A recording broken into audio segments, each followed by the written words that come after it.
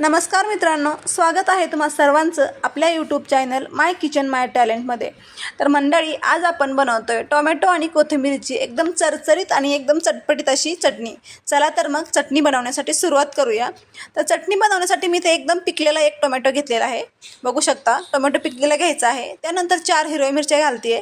कमी जास्त करू शकता प्रमाण, मला तिखट बनवायची होती त्यामुळे मी ते 4 मिरच्या घातलेल्या आहेत। 3-4 कढीपत्त्याची पानं, 1 इंच आल्याचा तुकडा आणि भरपूर सारा लसूण घातलेला आहे। कोथिंबीर घालायची आहे, ती पण भरपूर सारी, आणि चवीनुसार मीठ।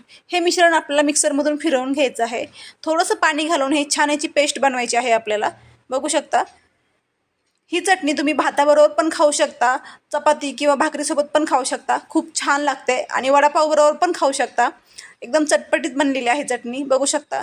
आणि एकदम कडकडीत असं 2 चमचे तेल गरम करून घेतलेलं आहे। त्याचं यामध्ये मोहन घालायचं आहे। इथे आपली चटणी रेडी झालेली आहे। धन्यवाद।